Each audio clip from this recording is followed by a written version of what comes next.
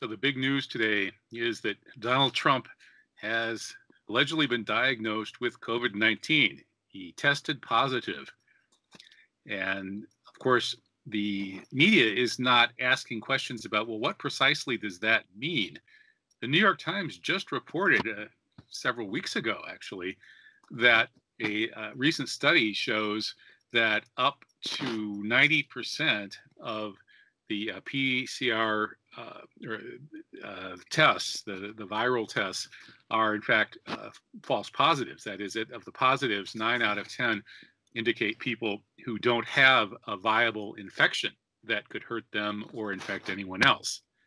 So we would like to know precisely what kind of test the president had and precisely what the results were. How many cycles did it take to show that he had the virus, assuming they're using the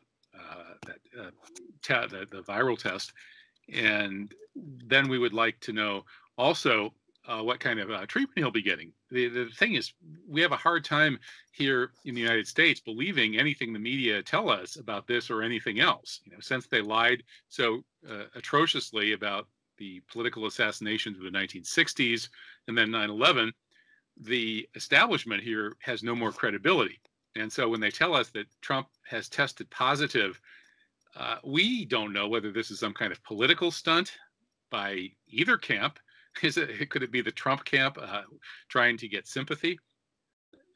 Psychopaths often do use the pity ploy, as Martha Stout, the expert on psychopathy, calls it, where they pretend to have some kind of condition that causes them to suffer so that people feel sorry for them.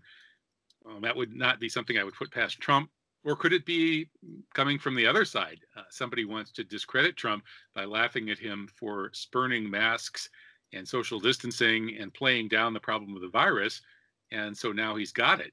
Maybe they gave it to him secretly. You just don't know. In today's climate, the lies that we've been told, the outrageous stunts, the political stunts that have, ranging from assassinations to false flag events, have gotten so out of control that nobody trusts the government anymore, which is precisely why Trump was elected in the first place.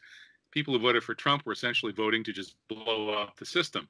And so this news is very hard to interpret, but I guess the upshot of it here is that it will have a big political effect in the coming days, and we'll see how Trump reacts to it. And if he does not have a bad case and appears to be weathering it quite well and shrugging it off, it might actually end up being a big political plus for him.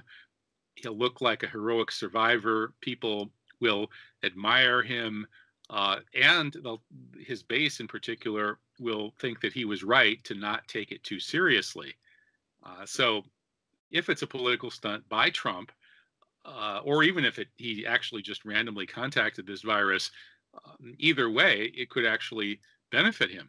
On the other hand, if he were to get very, very sick from it, then it would kind of fuel a serves him right narrative from the people who've criticized him for not taking COVID seriously enough. In any case, this is a very unpredictable time. We really can't see what's going to happen next and how it's going to affect the flow of events. Maybe there are people who know more than we do about what's really going on, but those of us who don't have the right security clearance are left trying to read between the lines, just like the people in the old Soviet Union used to have to read between the lines of Pravda and other official Soviet media to try to figure out what was really going on.